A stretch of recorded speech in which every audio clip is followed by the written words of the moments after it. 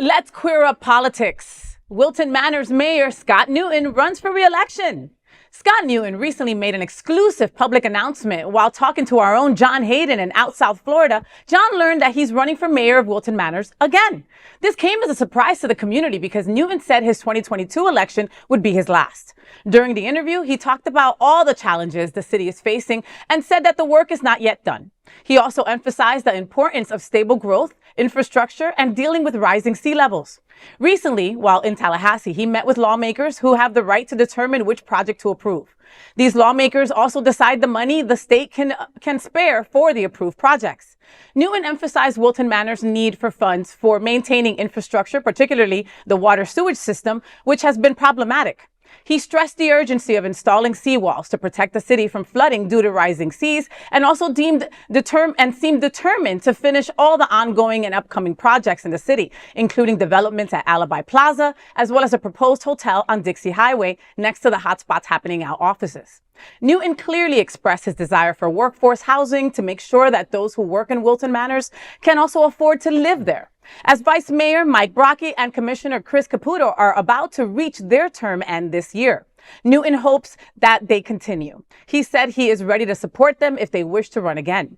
Newton stated that this would be his final term as mayor, and he says he is aiming to finish what he started.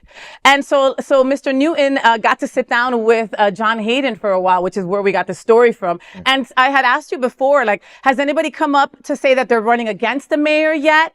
Do you think that he will actually complete that mission of his to get people to be able to work and live in Wilton Manors, which is almost impossible, right? I mean, like, what did he have to say about that? Well, the workforce housing is a lofty goal, right? Yeah. I mean, and I didn't mean to be a bee about it. Oh no, you're absolutely right. I mean, because where are people who are working? I mean, even if it's a great, $25 an hour job, that still doesn't cut it if you want to have an apartment in Wilton Manors.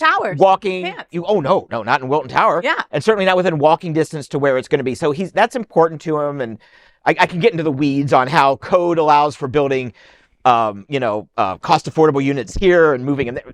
But the fact is, Wilton Manors is unaffordable. Mm-hmm. It's just unaffordable. As far as other people declaring, no one else has declared yet. So we're waiting to see what's going to happen. I'm certainly going to be talking to people as we move forward. It's just funny that, because I talked to him, the reason we set up the interview in the first place was so that we could talk about, he had just come back from Tallahassee and the days up in, lobbying days for Wilton Manors.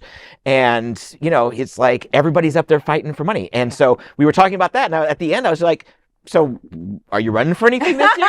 And he was like, yeah. And I was the first person he told. He gave me the exclusive, which I really appreciate. Yeah. So I saw him at the Myth Gastro Bar grand opening a couple of weeks back. And I'm like, are you running? He's like, I can't say. And I'm like, are you running? I can't say. And I'm like, why? I promised it to your other brother. And I was like, oh. And I was like, all right. But I'm going to have Mayor Newton in bed with me on the Faye Ward Show in the next couple of weeks. And, I've got a lot to ask him because, like, his beautiful girlfriend is like a pickleball champion. And I want to know all about her. Yes, Mr. Newton. Side conversation, though, Chris. So when we were talking about Mayor Newton and we were talking about him being the mayor of Wilton Manors, you were surprised when I said that he was straight. Yes. No, and he gets that a lot. Trust me. It's just the Wilton Manors is so gay.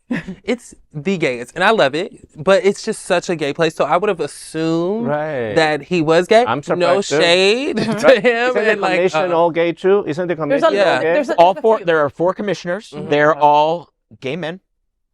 Mayor Newton is the token straight guy. Wow. I love that. We can do one token straight guy.